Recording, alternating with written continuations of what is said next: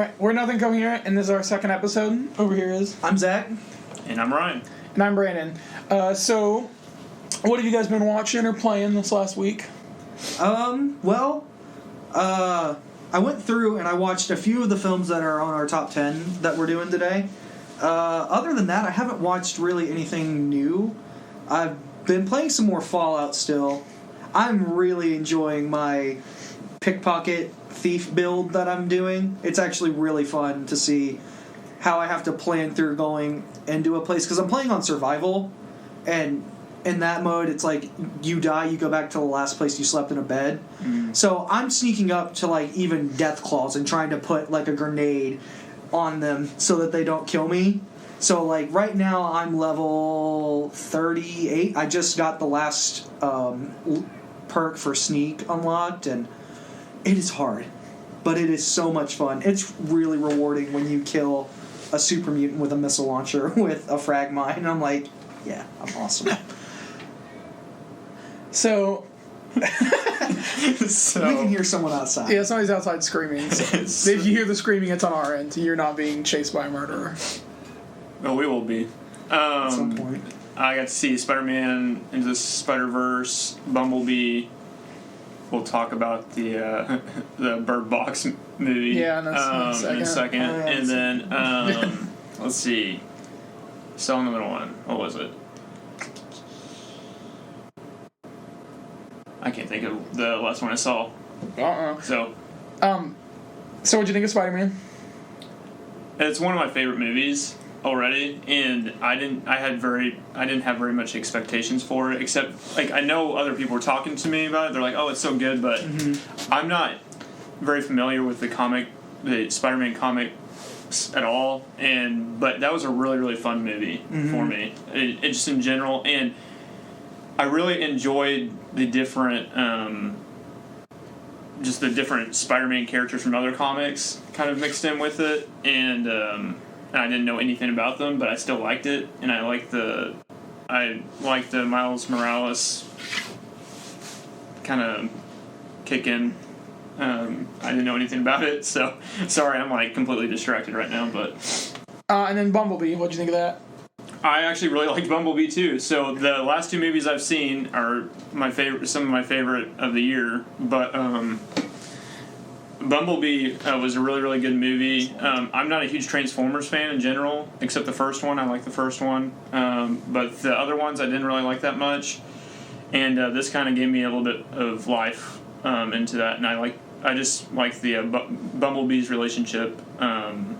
And just his innocence, I guess. I don't know. I just like, and you get the whole story about why he lost his voice and all that. So I enjoyed it. Before we talk about Bird Box, because we'll spend a minute on that. Yes. I played a lot of VR games because I got a PlayStation VR for Christmas.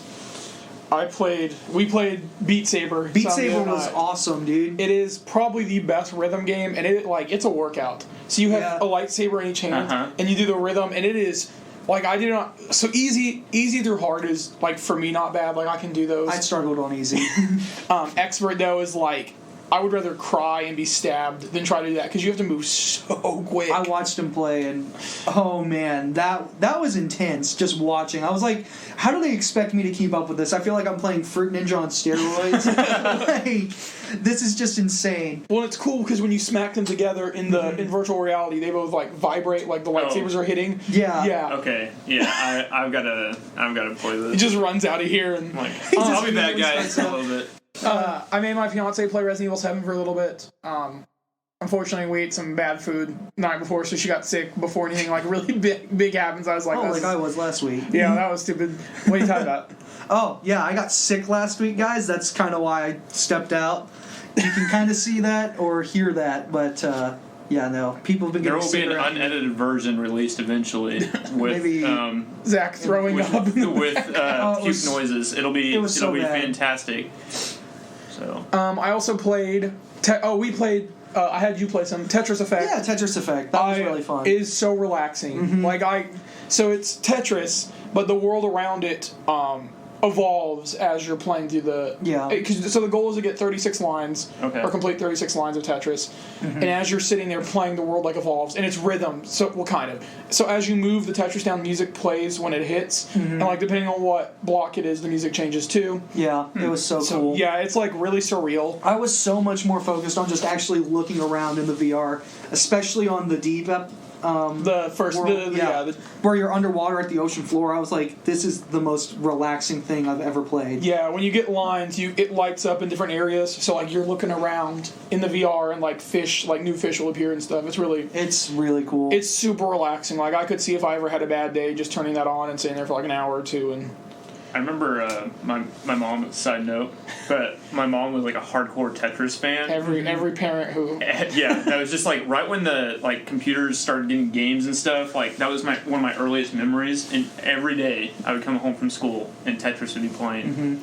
And she had to be like in the top in the world or something. I don't know what her real ranking was, but when my sister was born, Tetris mattress. A bunch of our families bought GBA or Game Boys just to play Tetris while waiting in the because the Game Boy came packaged with Tetris, and so there you go. Wow.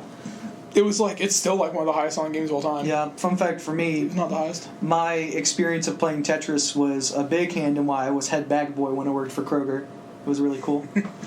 I was so good at bagging the groceries. Everybody was like, "How are you doing that?" And I was like, "I play a bunch of Tetris." Visualizing them as Tetris pieces. Everything. All right, this box of rice is the square. That's the yellow one. This long line of Pringles. That's just the blue one that goes right in the middle. When he's finished bagging, he smashes the bag on the ground because he's I completed Tetris. I just swipe everything into the cart, and the eggs just shatter and go everywhere. But the people are so impressed with my Tetris performance that it doesn't matter. It's great.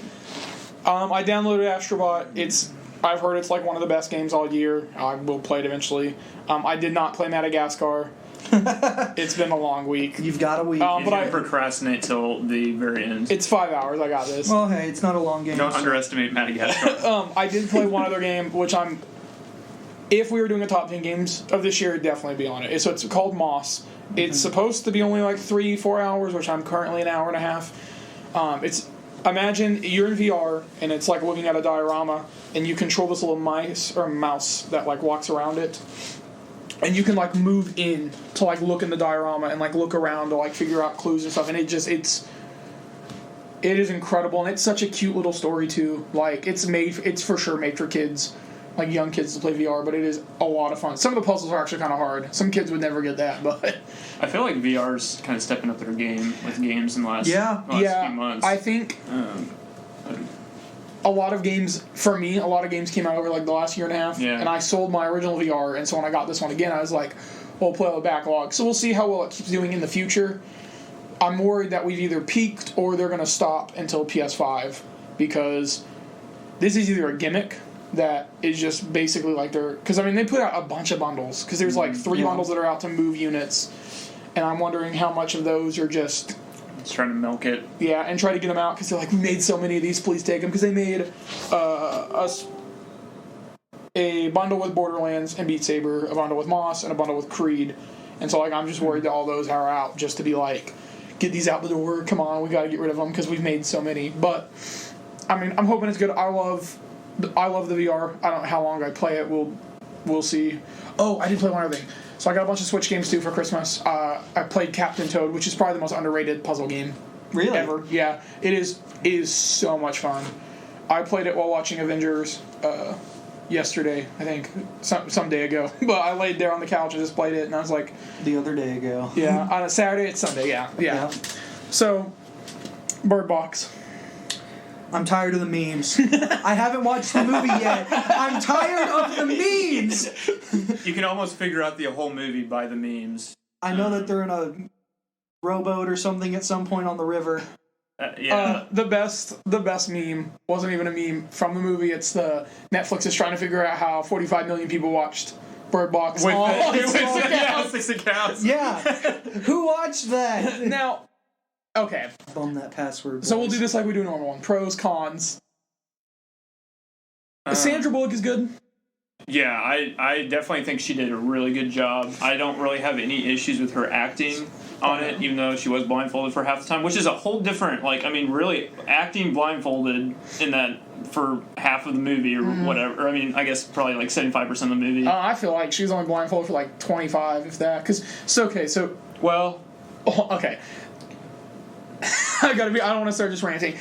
So, I mean, she's good as that. I agree. The kids are good too, especially in the boat. Yeah. So, I definitely. And we didn't have a lot of screen time outside the boat, but. What was his name? What's the black guy's name? Oh, Tom. Tom. Yeah, Tom. Yeah. So like boy, girl, which are their actual names? Yes. Their actual names. Which there's memes about that also. Tom and then Sandra Bullock's character are all good. I like all of them. Yeah. That's as far as it goes for me. They're good characters. There's really, outside of that, not much I like about this movie. Yeah, I don't understand why the exact hype is, because this just reminds me of a typical sci-fi kind of thing that you'd flip on the TV with some of it, and it's just someone had a crazy imagination with something crazy that, I mean, I guess it could happen, probably not, but I think with Sandra being in it, I think that probably sold it a little bit more than anything else, but I would agree with that. Just and Netflix promoting it hardcore. It is a book.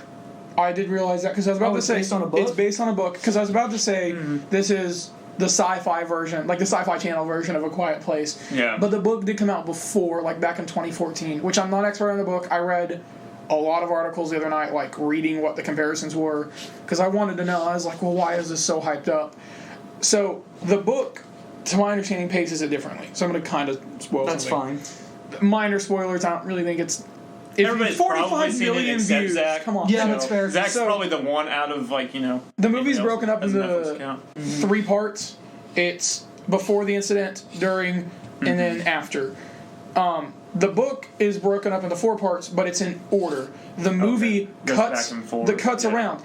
So my biggest problem is the movie shows you so far in advance that why should I care about the middle part? Yeah, there's a lot of characters that you're like, okay, well, they're not going to make it very far, are they? Yeah. Kind of thing. And because it starts off, I think the very first scene is them getting ready. Is towards the end of the movie. Yeah, Like, basically getting towards the ready end of the movie. like for the finale, basically, of how to get to the end. Which I love those type of movies and the dynamic if they do really well on going back and forth. Now, if it had just shown that scene and Yeah. maybe alluded towards something more, but when they kept going back and kept showing you more and more, you're like, well, okay, so these characters don't survive because there's no way they're in this. And you're not as invested in them, as you should be, and then be as devastated when they do die. Sure. I definitely think on a thriller aspect, though, I was engaged through the whole movie. Like I said, it's a kind of a typical end to sci-fi. I feel like, not always, but there is a couple parts where I'm thinking through it, and I'm like, okay, is she actually going to do this? Especially with the kids on the boat, I won't ruin what she does, but I actually was seriously questioning if she was going to do something dramatic that would be a very big twist, and that would actually probably make the viewer fairly emotional. Probably the biggest part of the movie emotionally, and I definitely felt like if that would have happened, I would have actually been truly upset, like of how the outcome could have went, but. You're rooting for it, like outcome. I also didn't really. I mean, because they're good characters. I think they're well acted. I just didn't like the relationship. I think you're supposed to feel this way. I didn't feel anything for her relationship with the kids because she intentionally. I understand that she even so they're called boy and girl because she didn't want to get attached to them. She wanted to understand that this world they live in is it's awful. It's not being fixed. And she refers it back to several times where they probably wouldn't even make it Yeah. to their final destination that they're trying to get to at the very end of the movie. The other thing too, I thought was a tad bit weird is in the gap between when they're with the group and then they kind of cut to when it's just Tom and her and the kids in the house. Spoiler. Not necessarily, but they get separated, and whenever they're with their he likes to hold my hand.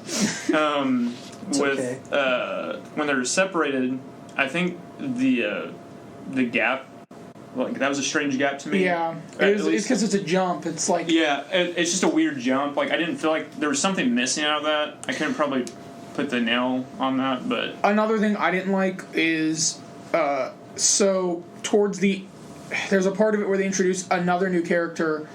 I won't spoil much about him, but Gary comes in later on. They let him into the house, and I was just the entire time I was like, I don't care, and like even like.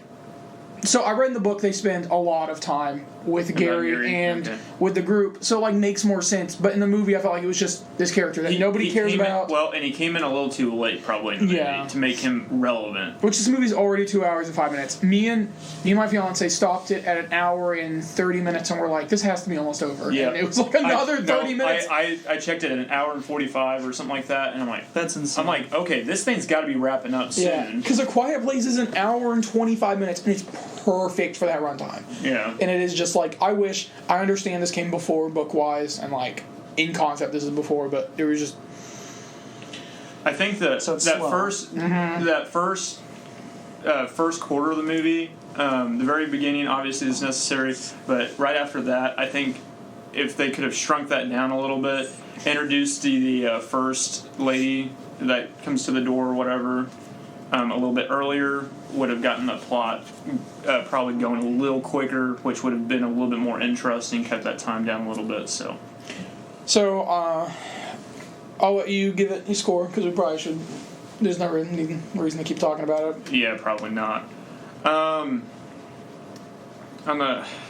haven't really put too much thought into the score, but I would give it a 7. I think, like we kind of mentioned, I think the acting is good with the core group.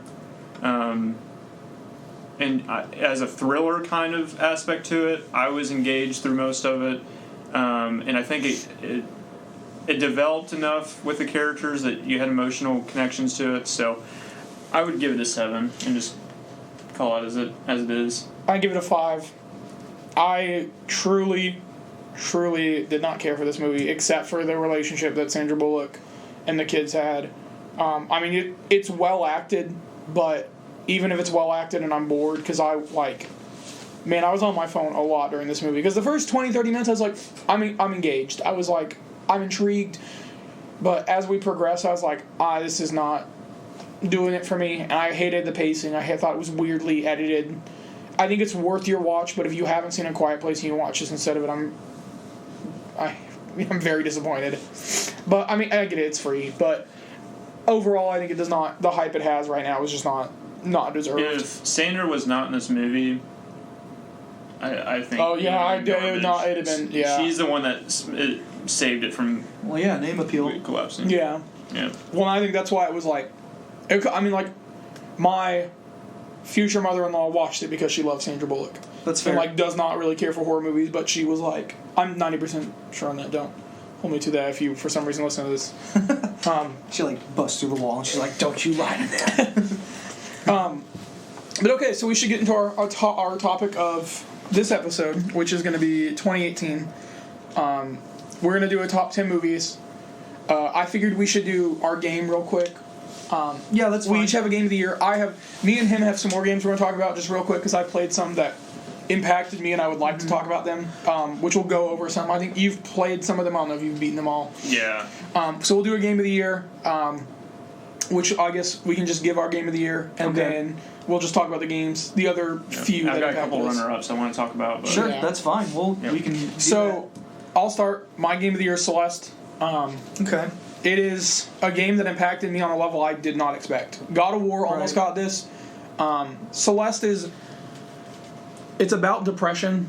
Okay. It is a platformer that you do not expect to hit you in this way. It is you overcoming every odd that's thrown at you. The game intentionally is hard because it wants you to learn that you need to overcome these obstacles in your own life. Okay. And she even faces her inner demon the entire time of the mountain. It is very powerful, and you do not expect that from a game like this. When I started, I was like, it won't be that good. The opening minute of the game, it brings you this challenge that you can't overcome, and you actually struggle for a minute, and it's like, don't give up. And for whatever reason, everyone I've talked to that played it, and myself included, you're just like, I can do this. You have a moment of triumph right there, or encouragement that you're like, I can do this. And so a game has not... when I finished it, I just laid down in my bed and cried for a little bit. I was like, wow. Really? Yeah. Because everything I've heard about the game is that it's really, really powerful and really good. It is. I said more than I probably want to for somebody trying to get them to play it, but it is a very powerful, like, it's a game. I literally I just wrote down Celeste must play just based off of what he said, so I will be playing that at some point. And some like to do the list also. My top game, I went back and forth a little bit, but it is God of War. You mentioned that, but and I was never a big God of War fan before, but I went ahead and played it. Yeah, I know. I'm starting up some spice here. Oh, I agree with you. You guys are fine. I saw him like move, and I was like, okay, I'm gonna scoot over on this side. No, I got kind of cold, and I like moved back towards the heater that we have, and now the heater doesn't work. So, but no, I truly love the dynamic between him and his son. It's really good, and it's just a beautiful game in general. And I didn't have really any issues with it at all. And I always, in those type of games, I always have a few issues with just the controls or just something with it. And I could really not pinpoint anything that I had issues with. And I'll go.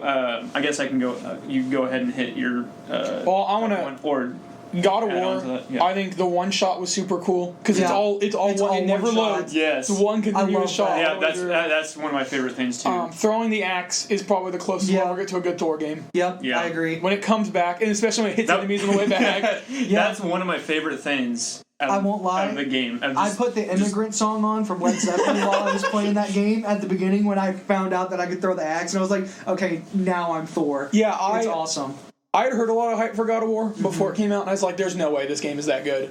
And I've played all the other ones, and I've just never cared for Kratos as a character. But to see that somebody like him can have compassion, I think this is the biggest reason why it back to me, is because Kratos, to me, is no longer that character. He's just a machine. He's just a killing machine. Yeah, that's fair. To humanize him, to make him care about his son, was like, to show that he does care about his son. To some extent, what I thought was very powerful.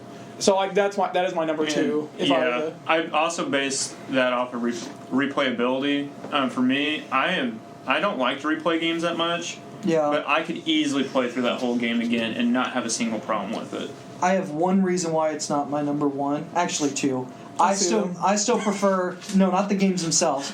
Because honestly, this top three could have been any of them. Mm-hmm. My big thing was I haven't beaten God of War yet. I just haven't. I haven't had the time to beat it, so I don't want to say, I love that game because I haven't beaten it yet, and that had a lot to do with how I placed this list. Mm-hmm. But I haven't beaten it yet. I need to, but I still prefer the gameplay of the older games, but everything else about this game I love. I love Kratos' character. I love his relationship with his son, and I love all of the whole one-shot thing. I love all of that. I just preferred the Blades of Chaos. I know they're in the game. Okay, I was about to be like, I actually got emotional when he goes for the Blades. I didn't even care for the other God of War games that much. When it starts the older, who is it talking? Athena. Athena starts talking. I was like, no. I was like, we're getting the Blades of Chaos. No way. Yeah. And when I went back and he pulls them out, I heard everybody was saying that's the best gaming moment of 2018.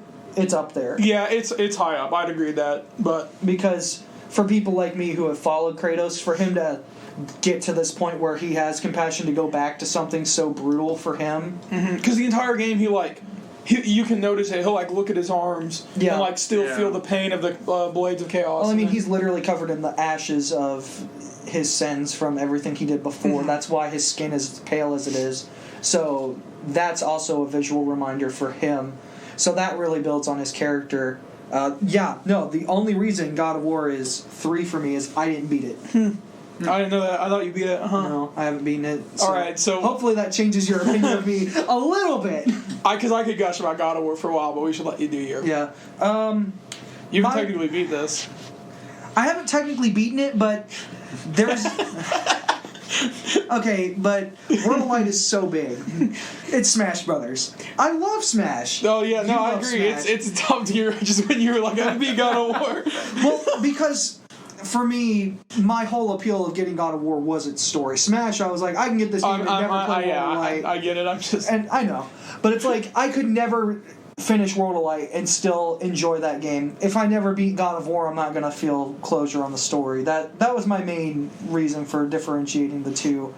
But, yeah, I love Smash Brothers. Just those games. I just have such memory with games them. where you can shut your mind off and you can just have fun. Yeah, except for against you guys, I have to like think because I'm like I'm not losing. I'm not losing these guys. Unless We gotta I'm, throw down at some point and record it for the podcast. Yeah, unless I'm not playing with like a character that I'm good with, and I'm like, I'll just turn my brain off and want to see what I can do. But like when I got like K. Rool or Simon or Young Link, I'm like, I gotta go ham. Incineroar is my boy.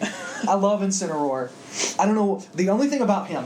It's his stupid recovery. Dude, I can't figure it out. Some guy in GameStop was like, this mom was buying her son a Switch. And he's like, yeah, they added so many cool characters to Smash Brothers, except for Incineroar, he freaking sucks. And I was like, what? Incineroar is really good. The only problem is once he gets knocked off the stage, it's almost exactly like Little Mac. Yeah. It's hard to recover. No chance. Best thing, do the side special, then the up special, but make sure you're actually facing the stage, because he goes up, and then he just goes down does that at that weird bomb angle. And I'm like, okay, it's almost as if he's doing an elbow drop, which I appreciate. But I'm like, this is really bad for trying to get back on the stage. Other than that, Incineroar's fantastic. I wouldn't change anything about him. Yeah, I love Smash. It's in my... Yeah. I'll talk... So, Smash for me is like 4, I think, in my, this year. I love it. I think that's actually my 4. Yeah, it's only lower because it's the best Smash Brothers game. Yeah. For sure. All the Melee users are literally sharpening their swords right now. Thinking about games that... Actually, it might be number 3. Thinking about games that impacted me, that just didn't... It impacted me on the level of, I haven't had this much fun with a game this year. Yeah. But... to the level of, this is so much fun. Like, this is the most fun I've had playing a game all year. That was my reason why it was number 1. Ultimately, my biggest thing was I entertained? Yeah. So, for me, Smash was number 1. So, we're going to talk about some honorable mentions. I'm looking at his list. Spider-Man is a big one. Yep, that was so good. That was probably my number 3. I'm kind of split on if it's number 2 or 3. I love Spider-Man. Yeah, I love it. I love everything free roam. I love game. doing whatever I want, and I love the agility and like just. You feel like Spider-Man. You truly the parkour feel, elements. Yeah. I was like, this and how is he powerful. interacts with just his surroundings. I mean, they did a flawless job with his movements. The reason why I wouldn't give it a game of the year is because the third act, the story moments are good, but it is just so repetitive by that third act. Doing the Sable and the prisoner takedown stuff is just like, we've already done this twice with Fisk and the demons. couldn't remember the demons thing. Yeah. So going back to that, I was like, this is cool, but you've just doubled what I've done in Act 1 and 2. Which the gameplay's fun. I love being Spider-Man. But there was a level where I was just like, I platinumed the game, so I 100%ed it.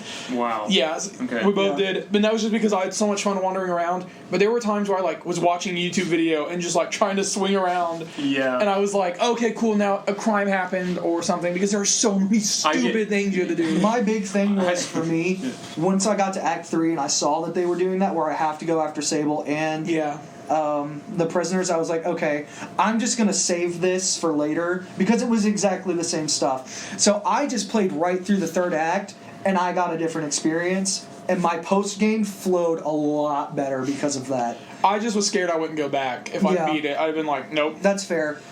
But, man, I've got to talk about the villains in that game.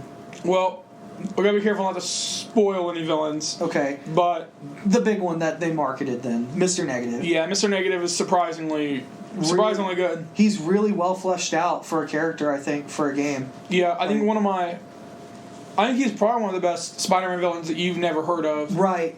There's a lot of really old ones out there that we haven't seen anything from. I think of Hydro. I think Hydro's going to be in Homecoming. Or not Far From Home. There's a rumor of him and Molten Man, but we'll see. I mean, it's rumors. I really doubt that, considering Mysterio is such a big character. I feel like they should focus entirely on him. So here's the rumors that Mysterio is playing the role of a hero, and then so he fights other villains to gain the trust. It's a long con game. Well, we'll see what happens. His whole thing is illusion, so... Yeah. But I thought Vulture... I don't think any of the... So Vulture, Electro, Rhino, and Scorpion were all in the trailers. Yeah. Their boss fights were all pretty cool. The only one I loved that isn't a spoiler was the Mr. Negative in the subway. Yeah, that one was really awesome. And the Vulture and Shocker, or Vulture and Electro fight. That fight was so dude, that yeah, was a really good fight. I loved that. I love that way more than I did Rhino and Scorpion. Yeah, that was fine. I was just like, I was just like, I can't get Rhino underneath the stuff to. Oh yeah, you watched me. Actually, you were over. Yeah, I watched you play that fight, and I was like, that doesn't look that hard. I went home that night and I was playing it, and I was like, why can't I figure this out? Like, and I would just stand underneath it. Then I moved slightly behind it, and I was like, okay, now he's coming. But I had Scorpion down for like a good 10 or 15 minutes trying to figure out why Rhino would not run over to me. Yeah. Other than that, I love that game. Yeah, my biggest thing with free roam type games like that is I get lost in the world so easily. And my problem is sometimes I'll play, like I'll get going on the story for a little bit, and then I get distracted by something, and before you know it, I've spent like 5 hours just roaming the city, just messing with people or whatever. You just run around and then do your thing. Going back to it and stuff. But I still love that game. It reminds me of I think it was the second Spider-Man game. Spider-Man 2. The only really good Spider-Man. That one's really good. Now, so is Ultimate Spider-Man. Those to me are the three best. That brought up games. memories like crazy. Yeah. And so I loved it. First thing I did as soon as I got the free roam, I went immediately to the Empire State Building and just sat up there, and then I turned on the photograph mode and I just took selfies. I love with Spider-Man. In one of the collectibles is the red balloon. Like it's like a drawing. It's a drawing of the red balloon. Yeah. And he's like, oh, that one time I saved the kid's balloon. So we should probably start jumping around some more. A game that is going to be my controversial opinion on, but Red Dead Redemption 2 came out this year. That's tied with that and Spider-Man. I love Red Dead. Yeah. I love Red Dead. It's so big. It is so massive though, and I just was saying the free roam thing. I have not completely beat that game out, and it's going to take me forever to do it, but that's on my to-do list. I'm about to take vacation off work, so I'll do that. So I played 20 hours, and at the end of the 20 hours, I wish I bought it physical so I could have sold it. Never have I been so impressed with the opening of a game, and then instantly been like, wow, this is actually not fun. Really? I respect it on a technical level, and I agree that if you like it, you like it. It's got a great story. I actually have already watched all the cutscenes because I knew I was never going to beat it at this rate. And I said, that is an incredible story. This game is, just to me, it is... I thought when I started it that, okay, this will be a lot of fun because it's super realistic and that's cool and awesome and so, like, all this. But to me, that's boring. That's not why I play video games. At first, I think I just waited so long for Red Dead Redemption 2 that I let myself believe that I was having fun doing that. But as I progressed, I was like, man, there's other games I could be playing, like Assassin's Creed or... Oh, man, there was so much that came out this year. There's a lot of games that came out. Pokemon, which is going to be controversial when I say something in a few minutes. But there are other games that I just would have rather played. And so Red Dead's in my top 10, but I do think that that's only because I respect it. It is a huge world. It has an amazing story. Like, it's alive. Like, I respect it on every level, and if you like it, you like it. But for me, it was just, I'm shocked that I was able to put so much time into it and walk out being like, yeah, that was a game I didn't really care for. See, I've only played 10 hours, and my big thing is it takes so long to get from place to place that I have to make the time to play that game. And I don't have as much time to play games as I like to think that I do now. So, again, that's probably a big reason why I think Smash is my favorite. I can just play a game of Smash and be done. Right, and that's why I love Celeste. Because, I'm in school. For the record, I'm off school. That's why I've watched so many movies and played games. School starts back in like 2 weeks. But Celeste was like every night I played for like an hour before bed. And that was it. And I beat it. And every night just got a chance to play. If you did that with Red Dead 2, you're literally traveling. You're just traveling, yeah. Which isn't a bad thing. I love the world. Right, and like I loved like when I was traveling, like encountering bandits or other things, but like and all the characters are fun. I like the camp system. I love the gunplay. Oh yeah, the characters in it. They put so much time into just these random characters. They actually, you feel like they actually have a story. You care about everyone in that camp. Yeah, you really do. I'm just going to say it. Red Dead Redemption 1 was my favorite game of all time. And I kind of agree with Brandon with how this game feels and flows. I don't have the time to play it, and it takes forever to get to where I need to get to do a mission, and then the freaking bounty system is brutal. Oh my gosh! Okay. I was walking through town. I lightly we all tapped have a our own guy. bounty stories here. Lightly tap a guy, and it starts a shootout, and I'm like, "What the heck?" Okay, I ran into a sheep and knocked it over, and someone called me for animal cruelty or whatever. Yep. And he came over to me and like threatened me or whatever, and I gave him a threat or whatever, and he started running off. And I turn back around, and he starts actually taking off running to like tell the authorities or whatever. So I take my lasso out, wrap him back up or whatever, threaten him again. He goes, okay, and he starts walking off. He does it again, so I decided to shoot him or whatever. Well, the whole town, I ended up, I ended up slaughtering the whole town, and then but I eventually died, and all because I ran into I think a sheep or a goat or something. I don't know, but it was rough. Okay, so I'm gonna do quickly the rest because we need to get into our big subject that we haven't touched yet. Pokemon, I loved. I'm loving it. It for me, it's a top 5 game this year. It is a straight remake of Yellow, which has its flaws. I mean, it's not a straight remake. It's got new mechanics to the gameplay, and the level. It does enough different that I don't think it's a straight remake, but it's a remaster. So that question you asked me before about would I change the wild battles? Now that I'm through Mount Moon and I'm at Misty, I agree. Yeah, no. So the game. I love the idea of just turning in your Pokemon after catching so many of them. After you find one with the IVs that you like or abilities and all that, I'm like, okay, this is really cool. I can just grind out Pokemon, and it's really cool to just be in the grass, and then all of a sudden you see a Meowth pop up and it's walking around, and you're like, oh, I gotta go over there and catch that. I don't have Meowth yet. Mm-hmm. That's the most appealing thing to that to me. I would kind of like to see maybe a balance where I can battle the wild Pokemon, or at the very least the legendaries. You battle the legendaries and you Okay. battle Snorlax. Okay, so you battle the But if you don't beat them, you have to redo it. That's fine. Because I lost Snorlax. You lost to Snorlax? Well, Snorlax bodies everybody. Well, so I didn't lose to it. It kept healing, and so you have a time limit You have a time for limit? Snorlax. I don't know if that's. I haven't gotten to the legendaries yet. Then you probably Sleep. you probably do. Then I would assume. Yeah, I can don't know. only imagine the Mewtwo fight. Then that but sounds yeah, hardcore. That I do think that moving forward, that's how it should be. The wild battle is just a fling in the remote. It's even cooler. So I had a shiny Geodude appear, and I was like, Oh, really? I like chased it down screen because it like moved off screen. I was like, I'm not losing you.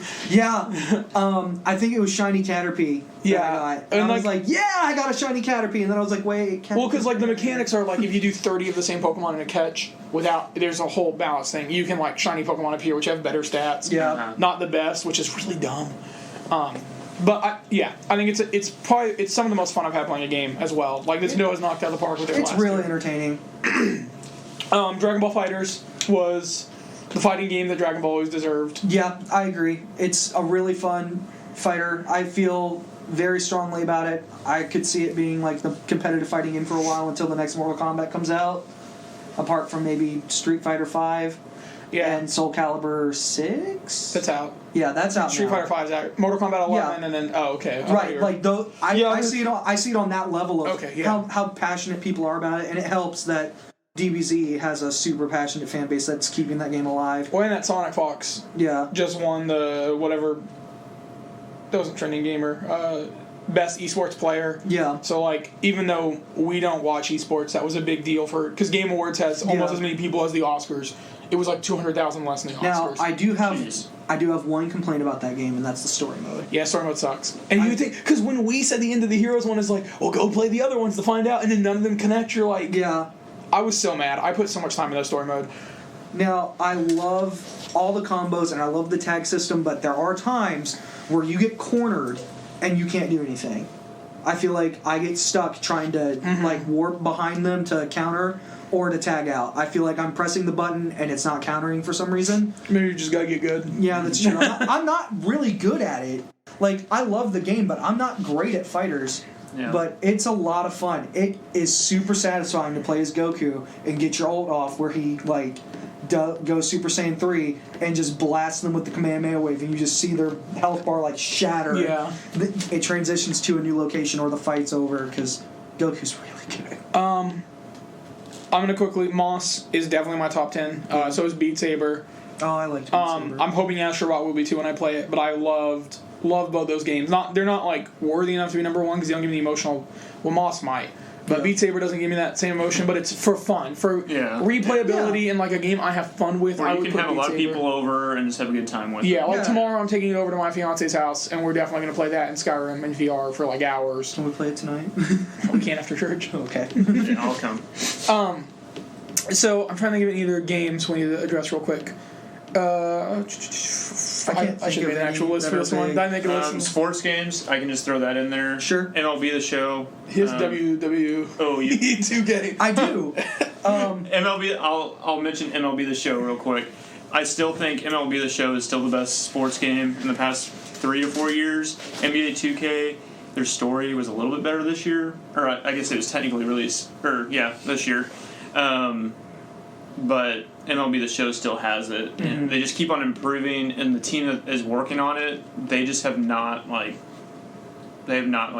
had really any true major flaws with that game. So that's a high standard that they keep on building off of. But as long as they keep that going, MLB The Show will beat out any of the other sports games in my eyes. So sure. I got WWE 2K19 on Black Friday for like $15. Nice. And I was really worried about it because the last couple of games haven't been very well reviewed. Mm-hmm. And when that's in a fighting game where you notice things like input lag or just glitches, people get turned off immediately. And then you take a fan base like professional wrestling, which is already not going to be a top-selling game because the fan base is relatively small, I think, in the gaming world. You set yourself up for problems. They sell well enough, though, to keep making them every year. Yeah, I mean, that's true, but the last couple had some serious problems. I had The Nintendo Switch version was unplayable. We had the 17, I think. Whatever one was free on Game Pass. 2K16. Or was it 16? That one was good.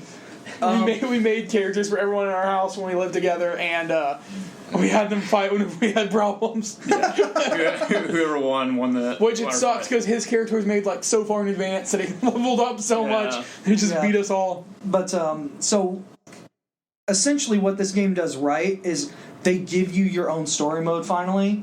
The last couple games have had a thing called career mode, which works a lot like franchise and Madden and games like that. And that's fine and all, but you really want a WWE game to have a story. Because that's what people watch WWE for, is the wrestling and the stories. So when it's like, oh, you're just trying to challenge him, win the title. Okay, but I want a personal feud with somebody. I want something where it feels like there's a consequence for having a fight. And just like in WWE. Yeah. So they finally did that, and it's a step in the right direction. I still prefer the older wrestling games. The best thing that this game does is the gameplay is super realistic. Like, when you hit somebody, it actually feels like they're taking some serious damage. You have stamina, so even though you're dishing out damage, you're getting tired. So you've got to pace yourself like an actual wrestling match. That's cool. And the roster is huge. It's the biggest roster I've ever seen. Like, Smash Brothers has 70-something characters? 74, and it'll be it's 74, and it'll be 70, and it'll be 80 at the end of it, because we'll have Piranha Plant, Joker, and then the other 4. WWE has over 100. Yeah. Now, I'm not saying that it's good in that regard. Who all of them are. I know who almost all of them are. I don't watch wrestling as much as I used to. I still appreciate it Zach because just it knows was his a big. stuff. Zach loves WWE. I was a big fan as a kid, and I watched it with my stepdad growing up. That's how I got super into it. And we would sit down and we would actually talk about like how that looked and things like that. And then I got really into the behind the scenes stuff of like why they picked this person to win a title or something. Because you can look at me and say, it's fake, right? And I'm like, every single movie or show you watch is scripted and fake. So I'm watching it for the entertainment. But the game, it's really fun. I would recommend it. I might bring it over sometime and we can actually create it's our own digital. characters and I picked up a digital copy. Never mind. I'm not bringing my PS4. So you guys ready to do movies? I'm totally ready. I'm game. No, I think I can't think of anything. Wasn't sure how much more NBA or MLB you'd want to talk about, because I mean you do play a lot of those. I know you love those games. Yeah. I mean, a scary amount. Yeah, it's not as bad as it used to be. Sponsored by Surge. NBA. I mean, hey, Coca-Cola, if you want to sponsor us and send us some Surge, go right ahead. Or money. Sure. Upgrade on the studio. I'd rather have Surge. Heating. Yes, heating. If you look closely that's enough, true. you can see our breath. Heating would be nice. NBA 2K, I will say, story mode was improved from the last year, which is a big deal for me because I always play story mode on this. I love to create my own character, and I love to have that understory. And this one, they changed it up, and you start off in China, and but they're trying to. NBA's been making a big push for other countries in general. Sure. So, and I mean, half of the players in the NBA are from other countries now. I don't know if that's actually exact stat, but they come around and so you start off in China in a league, and you get back and you weren't drafted at the beginning, and you have to work your way up. And I love those type of stories where you're kind of like the underdog, and then all of a sudden you're just. It finally clicks, which that happens to NBA players all the time, and then it just kind of clicks, and they become something that no one ever thought they were going to be. So that aspect of the story was great, 10 times better than 2K17 by far. That was not out of the question. Madden was just Madden. There was nothing really great about it. Did you ever play Long Shot? Yeah, that was garbage. Really, I heard the first Long Shot was really good. Yeah, this one. I didn't care for it. Madden's still trying to catch up with story mode, and they're trying to get too trendy or something. I don't know what their story. They just need to figure out different personnel to like develop a story. I think, and just stick with like the actual like motions and features of Madden and just the techniques and stuff with calling out plays and stuff like that. It's gotten a lot better. They've had a lot of players in Madden where you can just throw the ball up and they just catch it like an Odell or something like that, which he's great and everything, but they just got to fix their characters, or not their characters, but the players, kind of characters, I guess, but the players on how strong they are compared to the DBs or anything, especially on playing on defense. But for the most part, I think all three of those games made improvements from last year, but MLB The Show is still the king, I think, in the sports gaming world. So that's all I have on all the games for this year, I think. Okay. If I remember any, I'm definitely going to talk about them next week, because I feel like I'm forgetting. A lot of games. Oh, yeah, I played a lot so this many, year. Like with the Switch, I put a lot of time. But I mean, now that I don't have unlimited money, so it's like I buy something and then sell it. So it's like Mario Party would be like one I really like, but not that was a good game, but it wasn't a it's not like top. Anyway, I felt guilty not putting it on my list. I know, I do now. Yeah. I said it. So we're gonna move on though and do our top 10 movies of the year.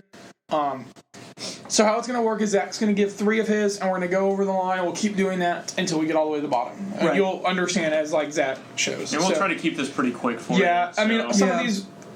As we get closer to the top, we'll spend a little bit more time on each one. But each one I feel like you can give a quick summary on why you liked it. If one of us says something that's on our list before or after, just chime in really quick. Or just be like, I got a 2 cents or something. Yeah. Okay, so my number 10 is Wreck-It Ralph 2. I really enjoyed that. Disney just really continues to make stories with strong male and female characters. You want to do your honorable mentions first? Honorable mentions first? Sure, I can do honorable mentions. You only just list them because we have too many. Yeah, sure, that's fine. I have Ready Player One, Ant-Man and the Wasp, Instant Family, Bumblebee, Bohemian Rhapsody, Solo: A Star Wars Story, The Mule, Deadpool 2, I don't know why I didn't write it down, but that's also an honorable mention. And then my controversial one that almost was number 10 is Teen Titans Go to the Movies. It's a good movie! It really is. You saw it. We were laughing so hard. Yeah, it almost was my number 10. Like honestly, I guess I could put it in number 10. I'll explain. Yeah. Number 10. I cheated. It's fine. Mrs. Puff, I think I am cheating. I don't know why I had to quote SpongeBob there. But my number 10 is Wreck-It Ralph 2. I love the story between... Ralph and her. Penelope. I was drawing a blank. I almost was thinking of like her character's name in the game Princess Vanellope. I was struggling to say Vanellope. I was struggling to find the word. And I love their story in this movie. I love them just going and finding this whole new world. The humor in this movie, I think, is better than the first one. I love a lot of the jokes. So Wreck-It Ralph's also in my top 10. Yeah. So I'll throw my 2 cents in also. I love the relationship between them two. I don't think it's better than the first one. I think they're equal. But it's a very close second. Yeah, I mean, I think they're different enough to be almost their own movie. Like, well, they are. Well, I mean, like, dang it. Okay, I mean, No, I agree because they're different tales. The first one is very much a video game movie, and the second one is very much an internet movie. Right. But showing you that friendship transcends no matter no matter what, no matter where you are in the world, and the internet can bring you together. So like, that's essentially more or less what I was trying to say. I was struggling so hard to find the words for that. My number 9 is Incredibles 2. I waited so long 14 for Incredibles years. 2. And man, that's such a good movie. Yeah, I was surprised by how good it was. I was super worried it wouldn't be nearly as good, but I loved all the new characters they introduced. I liked the villain. I thought their whole shtick was really original for where they would go with that story. I loved the focus on Elastigirl. That scene where she's on the bike chasing after that train is gorgeous. The animation in that. What's the girl that can use the teleporting powers? Void? Void, that sounds right. Yeah. I love when Dash is trying to run away and like she just keeps looping him back through. I'm like, this is some Doctor Strange type thing that I would like to see. I would like to see Doctor Strange borrow from that movie and maybe they make Dash, a joke I've come about to bargain. Dash, I've come to bargain. Or if somehow Quicksilver comes back and Quicksilver's trying to run away and it's like Doctor Strange is like, no, we're just going to keep making you run through this ring. Like, I loved just so many things about the movie. I love the joke about Jack and the raccoon. I love him and Edna's relationship. Yeah, him and Edna. I love everything about Mr. Incredible's car, like him trying to get it back. I love that. Everything in that movie just brought a smile to my face. I felt like a kid again watching that movie. I was like, this could have... The best thing about it is it takes place right after the first one. Yeah, I have pros and cons about that because I've waited 14 years. I kind of wanted you have to judge a movie for what it is, not what you wanted. Because I would have loved a 14 years of future, maybe Dash as the villain. Yeah, okay. Been because he always wanted to use his powers. We can talk about what I wanted from it. Sure, but I had to see the Underminer fight. Oh yeah, I was like, if they would have done a time skip after that and it caught up with modern day, like 2018, that would have been fine. But I really appreciated where they went. I hope if they're doing a sequel, they don't wait nearly as long. We'll see. Because it did really well. So for me, I'm like... It's like the second highest gross... Yeah. Second or third highest grossing anime film of all time. Yeah, so I'm like, come on, guys. People are into superheroes right now. It's cool to like them. Great, you're number 8. My number 8 is another superhero movie, and that's Black Panther. I really loved this movie. I loved everything about Wakanda. I loved that Wakanda itself just felt like something higher to fight for all the characters in that movie. Wakanda is the central conflict, a lot like how Gotham City is in The Dark Knight for Batman and the Joker. Mm-hmm. Like, T'Challa's stance on what Wakanda should be versus what his father and all those before him, and then what Killmonger is trying to do with it. I really like T'Challa almost being in the middle of that, and then Killmonger is just such a drastic force for him, and he has to change so much about himself because of what everybody else up until that point had done. Because you have to think, if they would have just brought him home, this all could have been avoided. Yeah.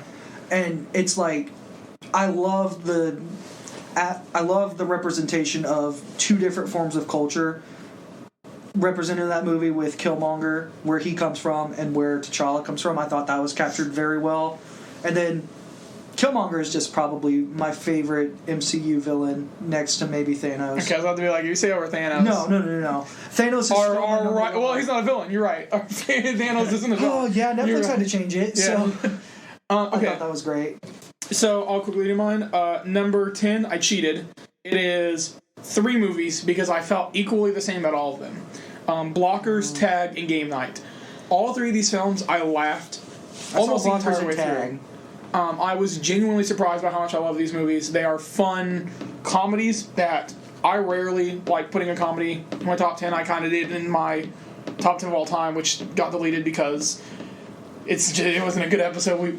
But for me this year, I laughed. I didn't laugh that hard in a movie in a long time. Yeah, Blockers, I was almost rolling on the floor laughing There were in the scenes theater. that I won't quote, Right. but there were like things that happened in it that I just like started crying in the theater because I thought it was so funny. And if I had to choose one, Blockers might be it, but I think the three of them, all the characters in that movie are so much fun and likable. Yeah. Well, like I get both sides for like the kids with what they're trying to do, and then the parents trying to obviously. block them. Yeah, like, and I was really surprised at how funny John Cena could actually be in a comedy. I was like, he's gonna be generic buff guy that doesn't really care and is just kind of brought along to be the muscle. No, he has some of the funniest scenes in the movie. I want to quickly, I forgot to do my honorable mentions. Teen Titans Go to the movie. Yep. Definitely could have been number 10. It is funny. Black Panther, First Man. I want to quickly touch on that. First Man real quick. Damien Chazelle, after La La Land and Whiplash, I thought would do something more original. I don't think First Man's a bad movie. I just wish I wanted more. Black Klansman would have been on my number 10. It's just a little too slow at some points. Ant-Man and the Wasp, Creed 2, Incredibles 2, Wreck-It Ralph 2, Isle of Dogs, My Hero Academia, Two Heroes, A Star is Born, and Halloween. Those are all movies that I honestly could have been number 10. Some of them even could have been higher, but unfortunately, some of these movies just on here, and this was hard. This was hard. Making for me. everything below 6 was hard for me. So number 9 is A Quiet Place. It's better, Bird Box. John Krasinski's first directorial debut film. He did so good. He does amazing. Emily Blunt's amazing. They're all great in it. I care about these characters. Last year I loved The Shape of Water for the same reason I love A Quiet Place. You made me care about these characters without letting them have dialogue. Yeah. Based on emotion, based on body emotions and sign language and subtitles. I cared about these characters far more than I ever thought I would. It is a great film from start to finish, and it's perfect. It's an hour 20 minutes. You're in and out. You don't. It doesn't overstay its welcome. Seeing it in theaters kind of sucked because you couldn't eat or drink, and so we have a dine-in theater that, no one in that You theater. feel like you're taking away. from the movie if you do anything. Yeah, I'm sitting there and I'm eating popcorn, which is like the loudest food to have in the movies. But that's just what people do. And it's like, I would feel guilty if I was watching that movie and I'm just munching on popcorn. I feel like everybody in the theater would just slowly shift and look at you and be like, what are you doing? Some of our friends went to the 7 o'clock showing the Thursday night, and they had popcorn in the front row, and they said they could hear people being like mumbling about them behind them. That's awesome. Like, they were just so upset that they were eating. Because, see, I didn't see it in theaters. I wanted to really, really bad. Yeah, the theater experience was mixed, because the sound was amazing, but I also didn't want to do anything in that theater. Right. So number 8 is Bumblebee. I have waited so freaking long for a good live-action Transformers movie that I finally got it. It deserves alone for the first 5. If the first 5 minutes was the entire movie, it would have been my number 1, no question. Yeah. But I can see why. But it is good. I love John Cena. Well, okay, John Cena was good. He's a fun. He's like when he's like they're called Decepticons. Is that not right? That's the best line in the movie. Like he's a character that I do kind of like. He interests me. He interests me much more than the parents do. Yeah. But the movie at its core is Charlie and Bee's relationship, and I genuinely believed it. I thought it was incredible. It builds upon the universe in a way that I'm excited to see where we go. I hope we just pretend the Bay movies didn't happen and continue forward. So. Yeah, I had Bumblebee also in my top 10, but I guess that was your number 8, right? Mm-hmm. So I'll just... Bumblebee's a little bit higher up there, but I'll just start with my number 10, and then I'll just talk about Bumblebee in a little bit. Wreck-It Ralph was my number 10. Yeah. To add kind of a little bit to what Zach said, I love the relationship between them two. It was just, it was a different movie, but I thought they kept up with the same quality from the first movie. It was just a fun movie to watch. That's just about what I thought of it. Did you stay for the post-credits scene in that movie? Yes. Dude, was it worth it? Yeah, yes, it was. I feel like it was. Some people are so mad in our theater. I didn't care. But yeah, so we got. Yeah, I love that. I don't want to ruin it. Yeah. Number 9, Won't You Be My Neighbor? Wow. I actually really liked it. Yeah.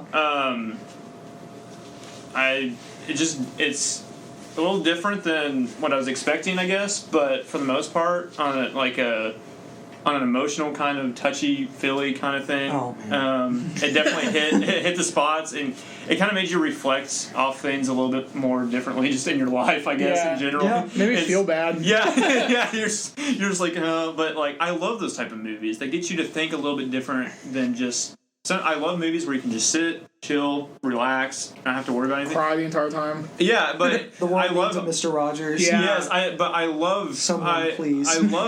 I just really enjoyed that movie though, and it got you thinking. And any movie that gets me to think like that, it's gonna make it up in the ranks. And how they did it, I should say.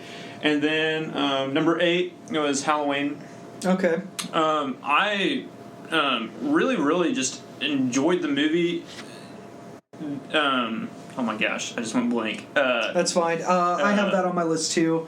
Like, Okay.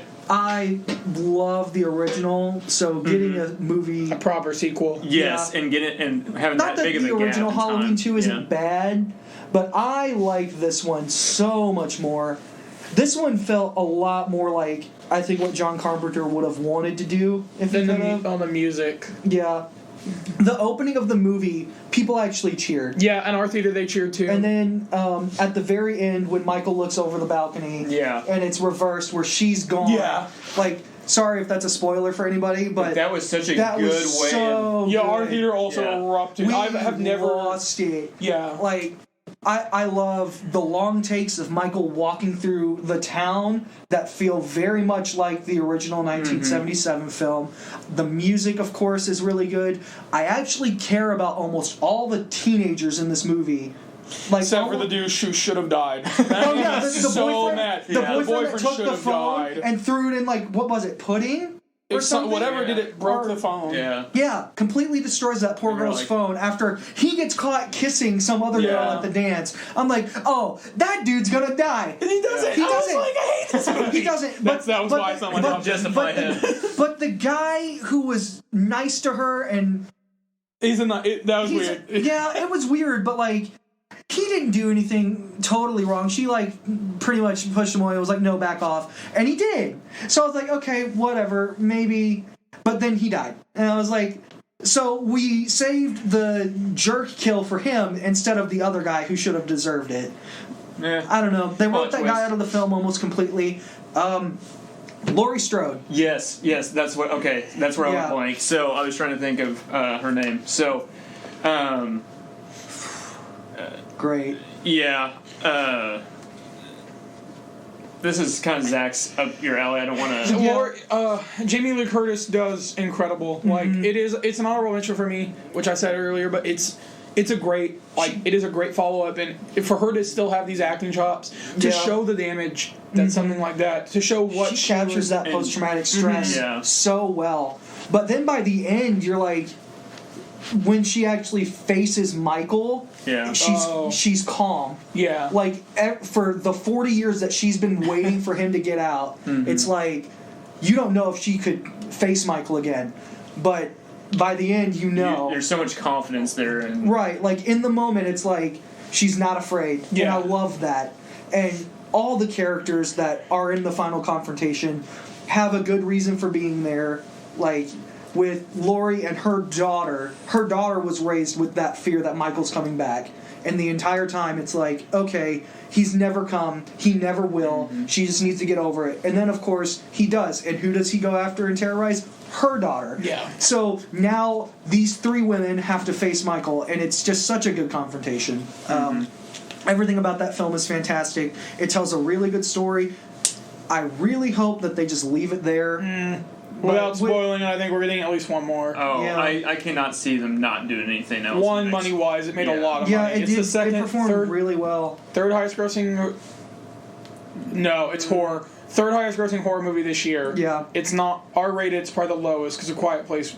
Quiet Place yeah. made all the money. But your number 7. My number 7 is one of your honorable mentions, and that's My Hero Academia 2 Heroes. Let me just start by saying My Hero Academia is probably my favorite anime I've ever watched. I say that being a huge Dragon Ball fan. We haven't finished My Hero, so I'd like to wait before I give it a Right. ranking because it's not. But A show can fumble. a show can fumble. So I will agree, but up until this point, there has not been a single moment where I've felt turned off by that series. Yeah. And I was worried that the movie would do that because it was something that just takes place between season 2 and 3. Yeah, And I was like- my worry was more of like it'd be a generic Dragon Ball movie, and it kind of it's an anime movie. At the end of the day, that is what it is. Right. It is a But like adventure of the week. every character in that film does something that's really great. It stands out to me. I love everything with Deku and All Might's relationship. That, of course, is the driving force behind that series. And All Might is essentially superhero. Better Superman. Yeah, he's the best superhero out there, and he's got Deku, who he's training, and he's got the same powers as him. I don't want to get into all of the show because we could be here forever. The finale plays music that wasn't in season 3 because the composer switched after the movie. The movie's the last thing he did. The animation, it was beautiful, except for there's like 1 or 2 scenes I remember sitting there being like, that's weird. But at the very beginning when they're talking, they have that really wide shot of them, and it's zoomed out, so like you can't really see their faces, like a small outline, like somebody drew dots, and it looks weird. And I was like, we looked at each other and we were like, uh-oh. Yeah, I was like, oh, this is 5 minutes in. But by the end, we're looking at this film and we're like, this is one of the most beautiful animated films this year, and that's why it's here. Yeah. The art style, the characters, which I love. I won't go into all of that. We might talk about My Hero at some point together. We will. Trust me.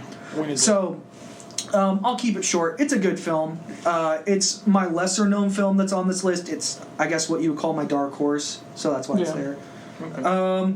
Number 6, Halloween. We already talked about that, so we'll just keep going. Number 5 is Creed 2. I loved Creed 2. I know that it's one of your honorable mentions, and that's totally fine. Like you said, this year in film is really, really good. I just think that Michael B. Jordan is one of the best actors out there today. Mm-hmm. And everything that he does with Sylvester Stallone is magic. His relationship with Tessa Thompson feels super genuine. I believe everything that's going on. I love his relationship with her. I don't want to get into super big spoilers. Ryan, you said you haven't seen it, right? Creed 2? Yeah. I haven't. That's one of the ones that I'm am dying to see, but I just I never got to see it. I need to be really careful. We also need to hurry up. Yeah. I love it. Everything with Drago and his son is also really compelling. Every character in this movie is really good and has almost their own kind of arc. And they also throw in some really awesome boxing. And the montage in the movie for him training, because there's always a training montage in a Rocky film. Yeah. It's probably my favorite montage. So that's all I got to say about that. For me, my number 7 is Mission Impossible Fallout. Yeah. I wish I'd seen this in IMAX. That was just as much as the action is great.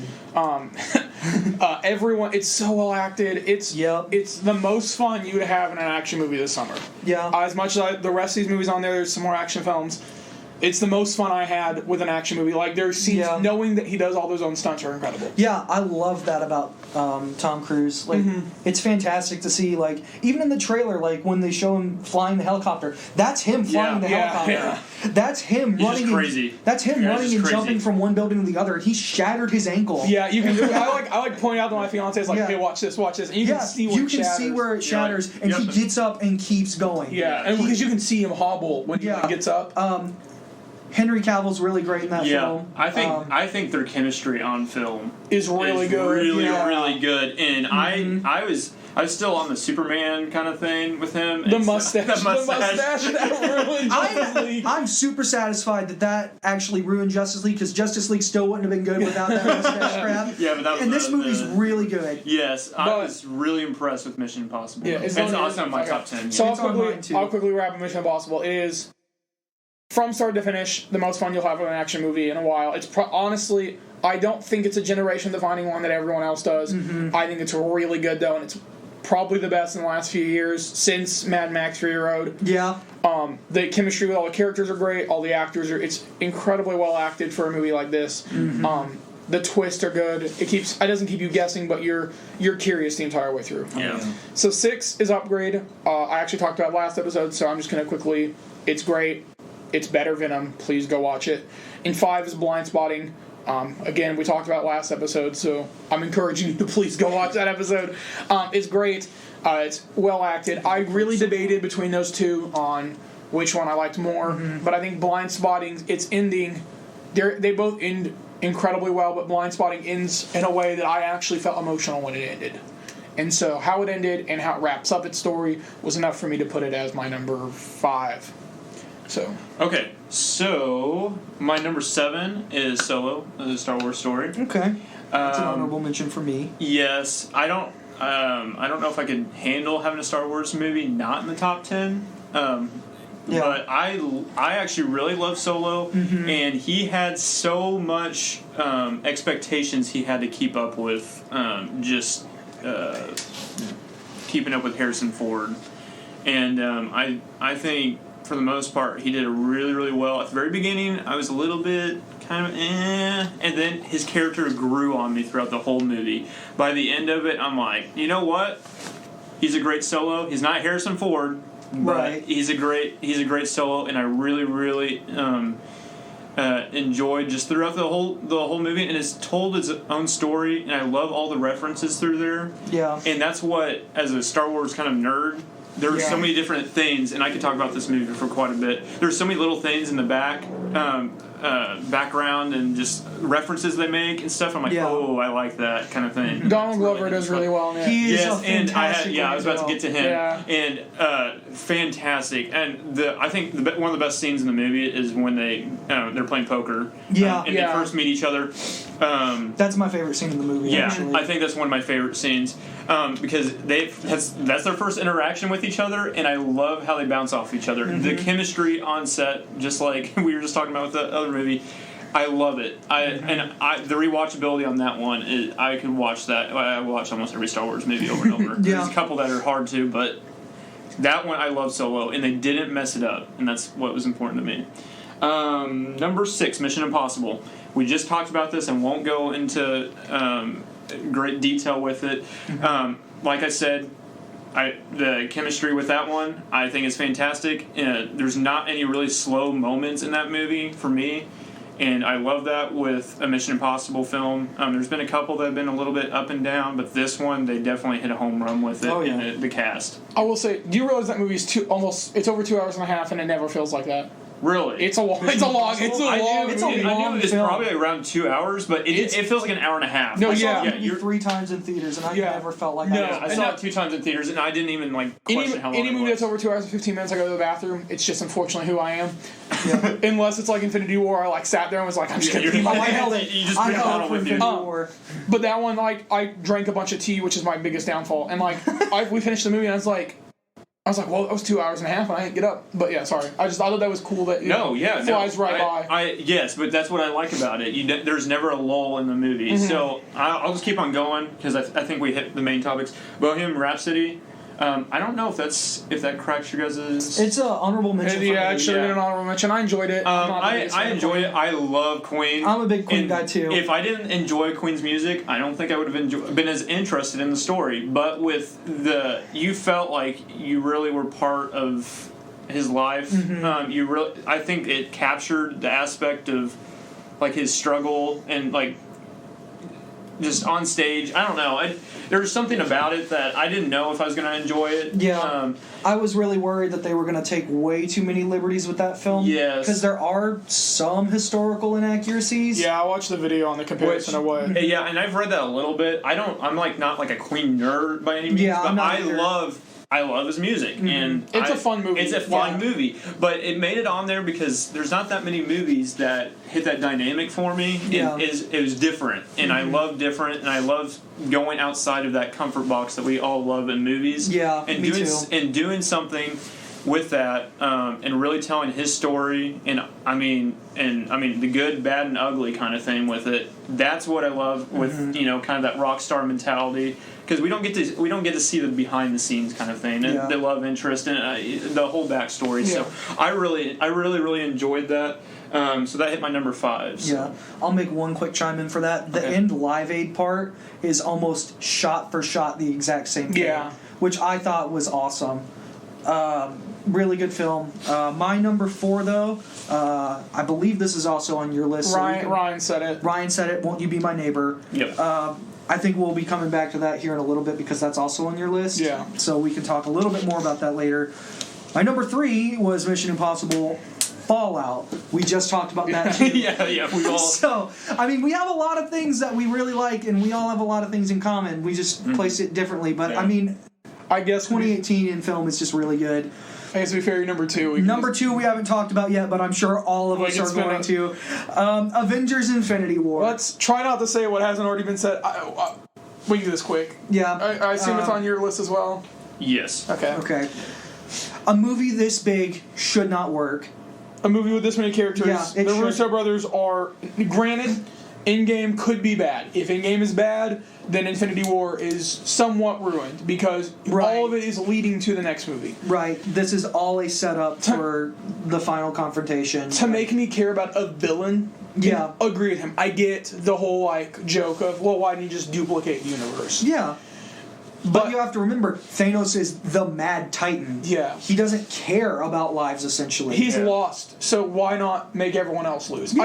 I understand his motives. I understand him as well as I did Killmonger. I understand the motives as much as I understand Killmonger. Yeah. And so, I think Thanos is an incredible villain. That not only the best MCU villain, but one of the best comic book villains. And I would almost argue maybe movie villains. Yeah. When you have that strong of heroes and they're all together and you have something that can rival that with that strong of a character and and you actually have emotions towards that character, you've created a great villain. So. Okay. I have one question, and then I guess we can move on. Who was your MVP on the hero's side versus Thanos? Who do you think was the character that stuck with you the most or did something that stood out? Mine is Doctor Strange. Okay, I was probably going to say Doctor Strange also. I know that's a hard question. That's a loaded question for Brandon. A lot of people in this movie do so much that is incredible. I love everything with Iron Man on Titan. Him versus Thanos and Strange versus Thanos and their quick little skirmishes. I have the answer. Okay. It's Thor. It's Thor. Why? Because he gave us the best moment in the MCU. When Thor enters Wakanda, is the best moment in the MCU. That I agree. That is the best moment. But for me, I'm just I would say Iron Man because I guess Thor made him bleed. Yeah, Thor also made him bleed. And also, technically, Thor might have the strongest... Thor is the strongest Avenger outside of Scarlet Witch, who held him off with while destroying an Infinity Stone, held him off with 5 Infinity And that has to be one of the most clutch moments. Yeah. And then here comes Thor with Stormbreaker. Yeah. And it's he just wrecks Thanos by hitting him in the chest. If he just got there earlier.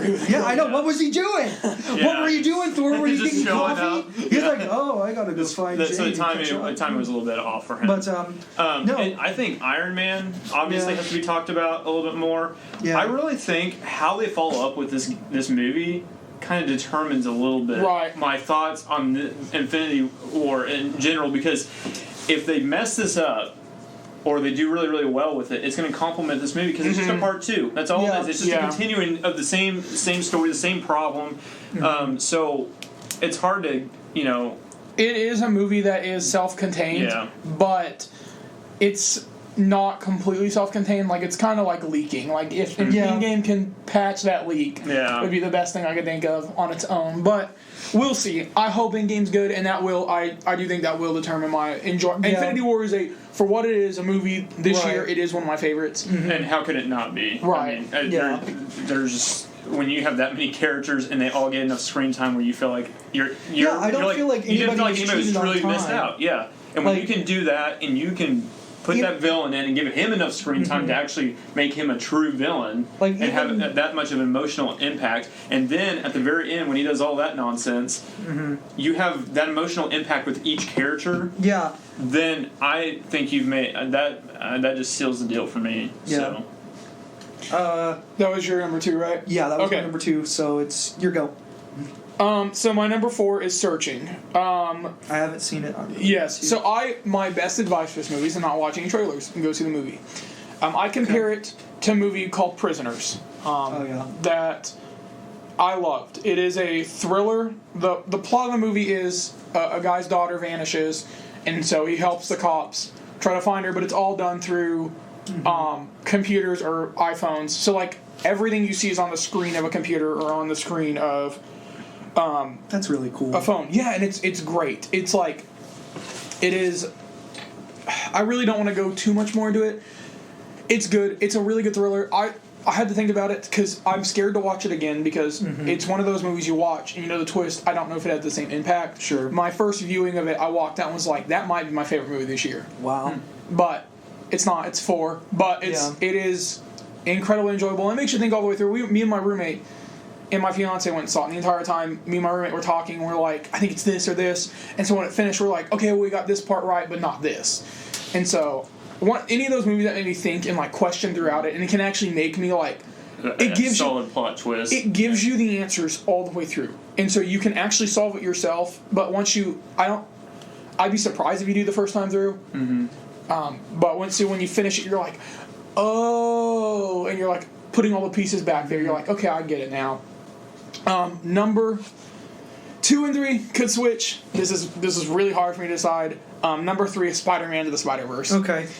It's really hard.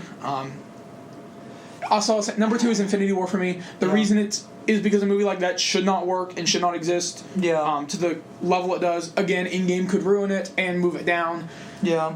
But the movie itself, the Russo brothers are geniuses, and it blows me away by how good it is. Yeah.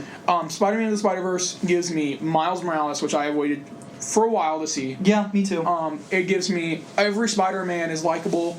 Yeah, all of them, even the ones that I felt like they didn't get as much time. This movie it's tiered. It's Miles, Peter and Gwen, and then it's the other 3: Penny, Ham, and Noir. Yeah. And so I get it that some of them are going to fall to the wayside, but they still get moments. They still get their moments to shine. Yeah. Right. They're still funny. They're still, you care about them. And so like everybody. for me, I love that. And like even like Aunt May gets some cool moments. Aunt May got some moments. I was just like, this is great. Yeah. When he comes back and she just opens the door or whatever, and you're like, oh, what? There was like she's like Peter Parker's version of Alfred. Yeah. I'm like, this is awesome. Without spoiling it, there's 2 moments. One of them when they first go to see her.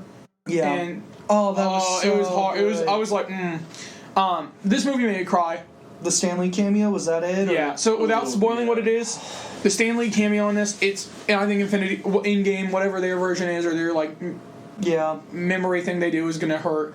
But this was like, I watched it and I like wept in the theater. Like I could not. I know the next scene was something else that happened. And I don't even know what that scene was because I could not see. It's where I vaguely now that I've said that. Yeah. It's another spoiler. But yeah, that's true. We won't say.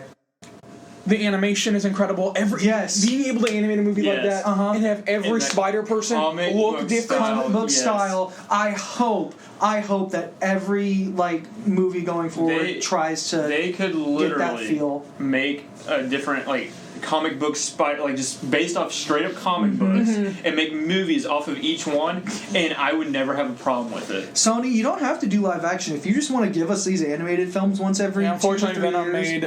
made so much more money. Made all the money, but hey, everyone who saw Venom instead of freaking Spider-Man or Bumblebee, I hate you. I don't hate them, but I don't understand why. Spider-Verse. They created almost an entire new art style. Yeah. Well, and so they're trying. I've never seen a movie or an animation exactly how they had started it. It was like a graphic novel. It took me about 5 minutes to get used to it. I At the very beginning, and then I loved it, but I was just like, man, this is just so different. I had somebody text me and said that it really bothered them throughout them, and my father-in-law actually isn't going to watch it because he hates the art style. And I was like, come on, just please watch it.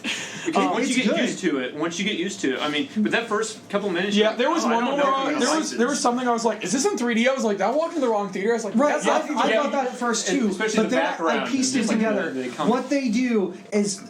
And this is how even sometimes comic books do this. Mm-hmm. They take the subject that you're supposed to focus on and make that super clear, and then around it starts to blur out. And I was like, that's a really awesome touch that people who read comic books are going to get. And that made me appreciate it even more. It was a little weird on my eyes at first, but once I knew to expect that, I was like, okay, Spider-Man is attached to the wall. There's signs behind him. I know they're there, but they aren't as clear. But that's because I'm not supposed to worry about what the signs are. I'm supposed to worry about what Spider-Man's doing. And I love the music with it. Oh, yeah. The music I've listened to the soundtrack for that movie probably as much as I did Greatest Showman and other movies with music that I enjoyed. I don't like The Greatest Showman. That's why I didn't put Bohemian Rhapsody on there, because I think if I'm going to bash on Greatest Showman, I got to bash on Bohemian Rhapsody. Wow. Anyway, but just movie soundtracks in general, I I don't necessarily like Greatest Showman, but I like the music. Like, it's kind of forgettable. I still like it. But for me, Black Panther soundtrack was another one. It's great. That I think All the Stars deserves whatever the award is. I listened to Black Panther actually on the way over here. We were listening to it the other day. I'm just like, as soon as I can find the soundtrack for Into the Spider-Verse, I'm buying a physical copy of that. But so to clear it up, mine are Searching is number 4, 3 is Spider-Verse, and 2 is Infinity War. Yeah. Okay, so I think we've covered all these movies already that are in the remainder. I think so. 4 was Black Panther. Yeah. Which we covered that earlier. I'm not going to go too much into it, but it was a different type of superhero film in my eyes, and I love it because it wasn't that generic kind of thing. And the cast was. I think there's a lot of different elements to it. I'm not going to repeat it because I know we're getting crunched up on time, but it was a really great movie, and I liked it, so that's why I hit number 4. Number 3 was Bumblebee. Wow. That's wow. high. That I knew it was on. I forgot that it was on his list. Love Bumblebee, and I love it. And you guys were talking about it, and it got me hyped up. I want to. I could go see that 5 more times. I'm not gonna lie. I almost want to go see Spider-Man tonight. Yeah, I could go see. I'm down. And this is not off the hype because they both just came out, and I both just saw them this last week. But I about texted Brandon because I was like, oh. And when I first saw, and I think we were in the movie together. Mm-hmm. I told somebody this when I first saw the first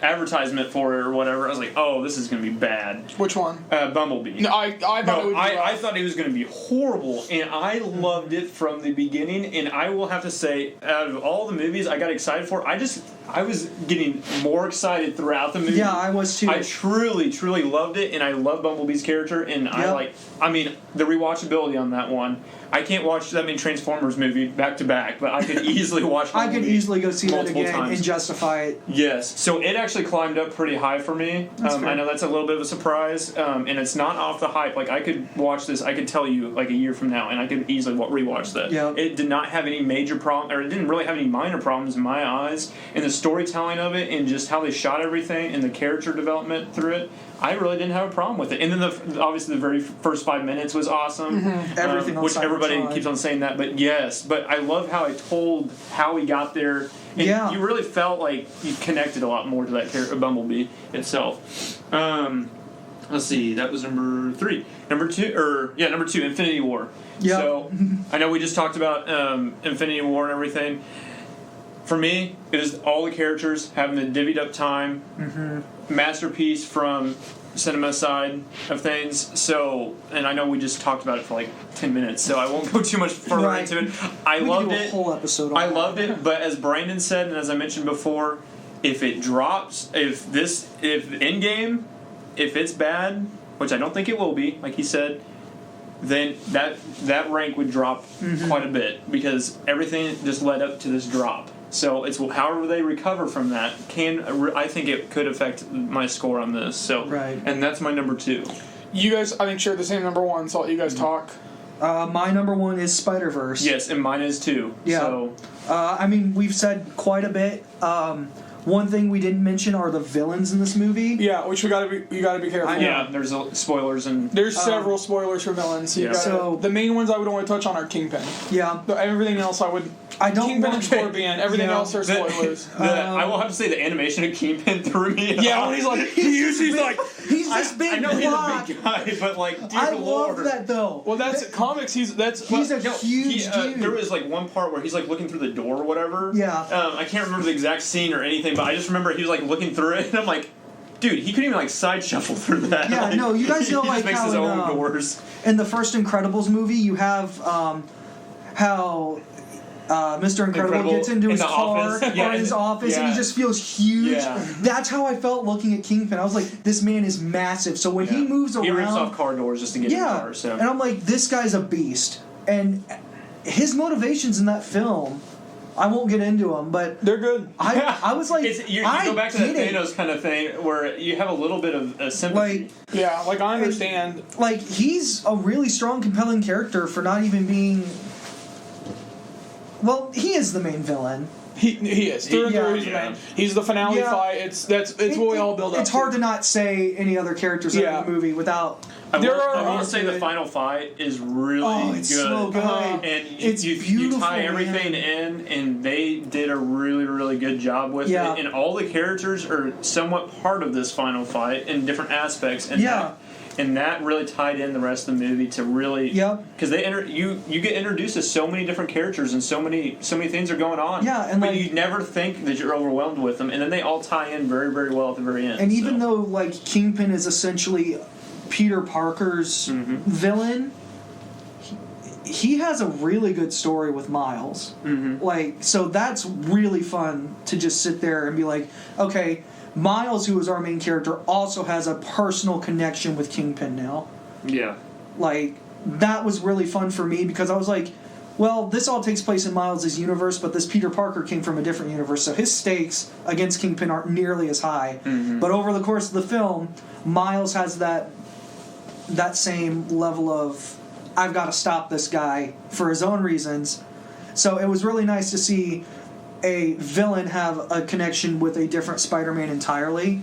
So that to me was something I just wanted to chime in with really quick, because we didn't really talk about the villains earlier. Yeah, I tried to say something. Yeah, and there's just a lot of spoilers. It's a heavy spoiler. Yeah. I mean, I feel like watching the movie and the spoilers aren't that big a deal, but since it's not in the marketing, I would rather I would rather you go see it for yourself. Please see this movie. It deserves your ticket just for the artwork alone.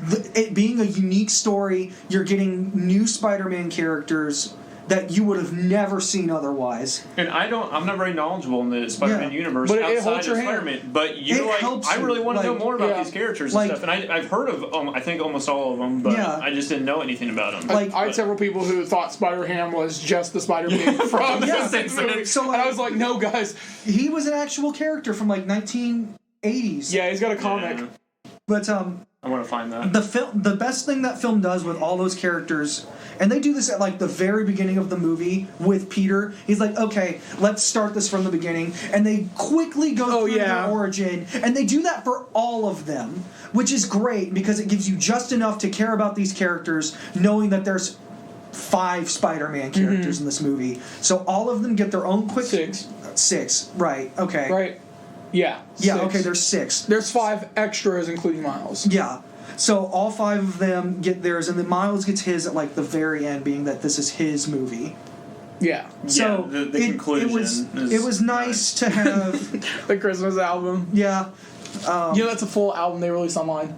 I'll have to find it. I want to listen to it just because. Okay, so I want to point out one more thing about this, and probably one of my favorite things. It's not even the quality; it's just the joke. The Tobey Maguire. The opening. Oh, the opening with yes, everything. Not a hardcore. That's in the marketing now. They put it in the trailers. They did, which I hate because that was our theater. That's our such theater. a good joke. That was so funny. I still see so many movies from Spider-Man 3. Like, So almost everything in with Peter is like an Easter egg to all the Spider-Man movies before. And that's what I love about it. Like him stopping the train in Spider-Man 2 or him dancing in Spider-Man 3. And they do like a recap from what they did before. When he's like, and I saved the city again. It shows you all the You're going through like all this, and it's just like I even had a cleanup summary. Yes. And I love it. It's such a good It's just a fun movie. It connects... For the non-Spider-Man fans that have seen maybe the other films at one time or something like that, it brings up some of those things that you're like, oh yeah, I kind of remember that, and then they make fun of it. It's kind of like a Deadpool kind of idea there. It's a fantastic animated film and an even better superhero film, in my opinion. And I would have never thought I would have had an animated film as number 1. I didn't either. Ever. So I think there's only one more thing left to talk about. This year, I have never walked out of a movie as emotional as I did Won't You Be My Neighbor. It is my number 1. I cried. I cried so hard. Actually, me and my fiance were in the car, and we were going to some friend's house. I held it in, and I was like, hey, can you go inside? I just need to do something. And I just bawled my eyes out in the car and called my parents and were like, thank you for loving me. Yeah. Never has a movie impacted me this way, like, ever. So basically, the end of that movie... I think we should not ruin it. The movie encourages you to think. Yeah. And I think not knowing that when I watched it added this punch that I wasn't ready for. Yeah. The first thing I did when I got in my car was I got on my phone and called my mom.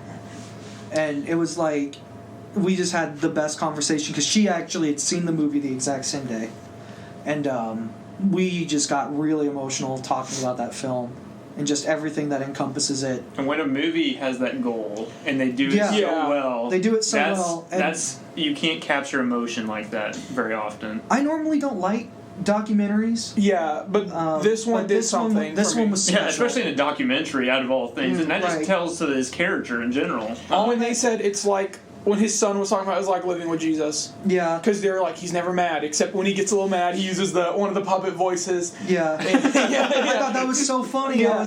I was like, the world doesn't have a Mr. Rogers. Yeah. I was like, the world is missing another Mr. Rogers, and that sucks because he's an inspiration. He's a wonderful man. So for the record, I didn't watch I knew of Mr. Rogers growing up, but I didn't watch a whole lot of it. I did. PBS, and every time after school I get to watch it. So for me, that's why I'm more impressed. That's why it's my number one, is because for somebody who I knew of Mr. Rogers, I was aware of him, but not be emotionally invested like everyone else is. And if you guys haven't looked him up, there is a lot of YouTube videos, especially of him, where he actually goes to like court and he's like fighting when he's arguing with the government about why they should fund. Yeah, and that not only is that in the movie, but you can find all this like just actually because I saw all that before this movie. Yeah, and so whenever you're watching it, you're like, oh, I've seen some of this stuff. And like PBS has a lot of this stuff. Like but that got no one mentioned that for so long until I probably died at that point. But there's a ton of footage just towards the end of the film, like when they talk about 9/11, when he didn't know what to do. Yeah, when he didn't know how to respond to it, and I was like, wow. Yeah. I mean, the world didn't know. America didn't know how to respond to it. Right, and he had been retired for what, 10, 15 years, something like that. I think in reality he was never really retired. But like his show and everything, like he wasn't doing new stuff and wasn't making. Yeah, he was doing whatever the spin-off stuff. He just produced it. He wasn't a big spotlight character for PBS at that point, and he came out and he just basically gave hope to people again. Yeah. And I was like, that's really powerful, especially because I was so young. I don't really remember a whole lot of the details behind that. But to know that even in a moment like that that's so tragic, like he still remained true to what he did for kids, and so many kids grew up with him. So to have Mr. Rogers almost come back and be like, it's okay, we're fine, like, I thought that was really moving. That was where I started to get super emotional because I can remember some stuff of what I was doing on that day. I just remember getting out of school. I don't remember why. I remember in the moment I was like, whoa, I got out of school. But now knowing what happened, I was like... I remember that going day, home. Like every single detail of it. Yeah. Like, I remember... I don't know why, but it just stuck out because we were running late for school, whatever, and the TV was on, and my mom was just sitting there, and my stepdad was about to take me out, but they were running late, and she goes, oh my gosh, and whatever, and we were just watching it on television, and then, like, we just didn't move. Like, and I was little. I was like in first grade, I think. I was in second grade. And I was just sitting there, just staring at it. And then you saw once the second plane hit or whatever, you're like, oh my! You put it together. Yeah, I got to school and went into my classroom, and they were like, go to the gym, and I was like, okay. Yeah, and the schools had no idea what to do. Yeah, nobody knew. After that happened. They, for some reason, my stepdad drove me to the school. Like, I don't know why, but then he's like, and then they, like, I went in there for about 5 minutes, and then once they were for sure, once I think it was the Flight 93. United 93. Once that was confirmed and everything, everyone's like, okay, it's scurry back, but just the disarray. We canceled school for 2 days. Yeah, they thought, we didn't go back to school. Actually, it might have been an entire week. Everything stopped. People weren't going to work. Yeah. Like, baseball games were canceled. Like, all sorts of stuff just stopped. Just time stopped. And it wasn't even just the United States. If you listen to other countries, whole world, nobody knew how to respond. Did not know how to react to anything. Because, and then for him to be like, I don't know what to do, but then he goes out there and he almost gives, in a weird way, some hope to people. I thought that was beautiful. And I thought that was something that will remain forever timeless for him. to wrap up this part, and I guess before we do our closing, Yeah. I thought finishing Won't You Be My Neighbor that there would be some other film this year that would have some impact on me enough that I'd be like, that was better. Yeah. For me, I understand Won't You Be My Neighbor is not the best movie of the year. It's not. If I were critically having to sit down, Yeah. I would say there are several other movies that I would put above it. Mm-hmm. But a movie that touched me this way and made me feel things this way it deserved my number one spot. Yeah. For a movie that made me care this much, deserves my number one. It makes me more excited for the Tom Hanks. Yeah, they're doing a Tom Hanks Yes. biopic, which we got it's something neighborhood, but we got it wrong. Yeah. It's not.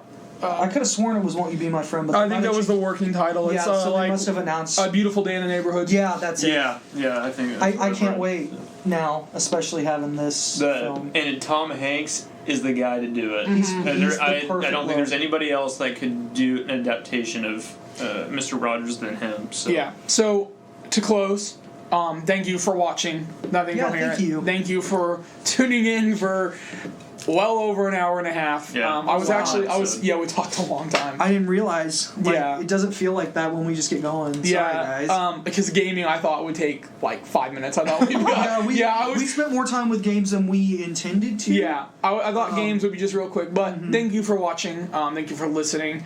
You can subscribe to us on SoundCloud, YouTube, iTunes. soon maybe. Yeah, I think I'm getting a confirmation tomorrow, if that means anything to this. So. It's a holiday, so it's probably harder. Yeah. There's a lot. And we started this podcast at a strange The time. worst time. Probably at one of the Christmas worst Eve. times. So Yeah. yes, and so. There's a lot of stuff going on, but thanks for sticking with us. Yeah, and, we appreciate it. I try to upload these on YouTube in general, even if you don't get the camera. So we've been having a lot of We've had a things lot we've of been technical trying- issues. Yes, and and we've been trying to figure things out. This obviously all three of us are new to this.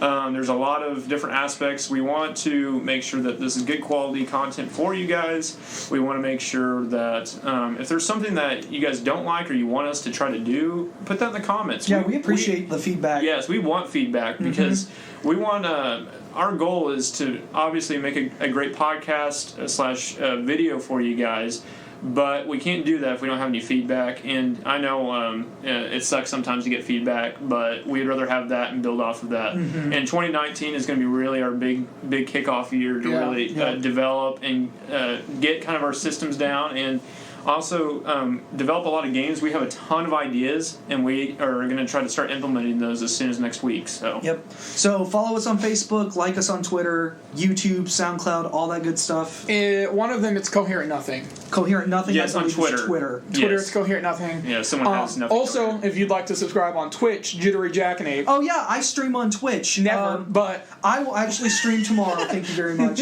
I said it on video. It's happening tomorrow, Monday. I don't know what time yet, but I'll be streaming. so December 31st. So when this episode is maybe uploaded, It should be uploaded that day, hopefully, but we'll pressure's see. on. Sorry, Pressure's Ryan. on. Yeah, it should be. but thank you guys for tuning in. We hope you tune back in, and I guess we'll see you guys next week. Thank for you and watching. good night.